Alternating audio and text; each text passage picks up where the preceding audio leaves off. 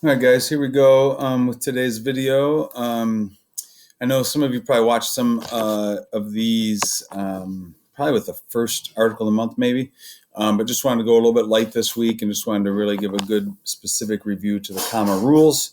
And then also going to add some other things later this week. So put me at 1.5 speed, and here we go. First 5 comma rules. Unnecessary added information right here. Mr. George, who's been an English teacher for 27 years, is teaching commas today via video. You can feel this and you can tell that here's some extra information that is added into this sentence, and separating it by commas is the best way to go with that. If it is basic, like renaming or identifying information, because some of you are thinking right now, wait a minute, Mr. George, you've taught us the M dash in that situation. Yes, I have, okay, but this is the time for the commas when this is very basic information, really in some ways in a positive renaming me. Commas is what you do in that situation. If you wanted to add, like many of you did in your Gatsby papers that I'm reading right now, some really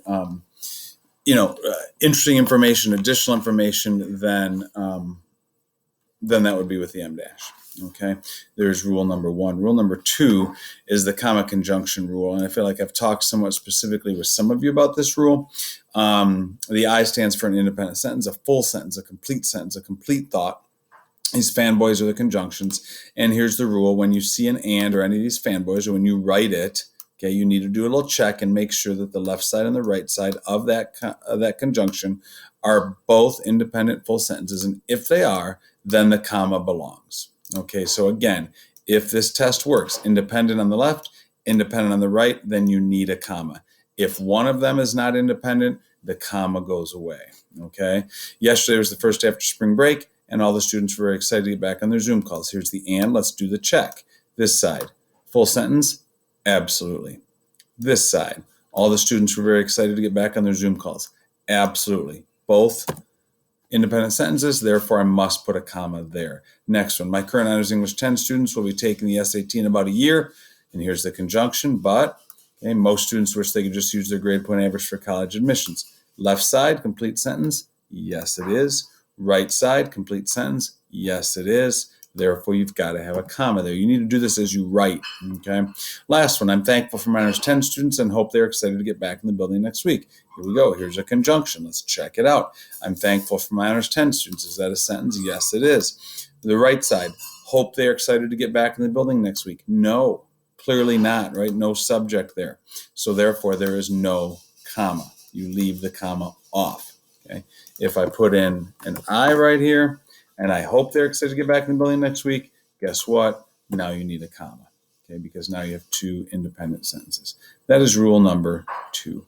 Rule number 3 is just to tell you, and I've told you this before, that a semicolon equals. It is the same thing as the comma conjunction. It is the same thing. The only difference, I guess I would say, is that for the semicolon, the second sentence should be something that really relates very, very closely to the first sentence. Harsajan wrote 2 excellent papers for Mr. George. He received a perfect score on each.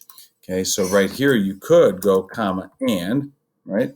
Comma and, we have 2 complete sentences there. But if you're in the mood, you can go semicolon here, and that replaces it. And this works because the second sentence is very closely related to the first. So the semicolon equals the comma in conjunction.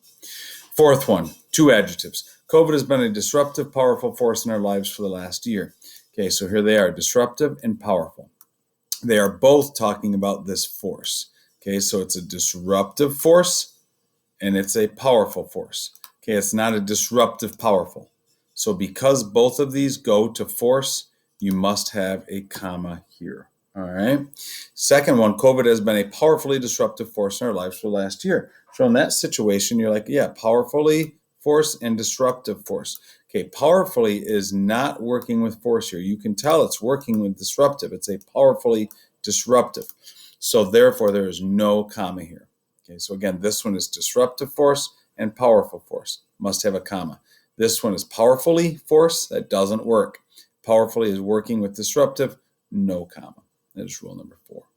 Rule number 5 is a sentence that I've shown you before, semicolon, comma, with a coordinating or subordinating conjunction in the middle there.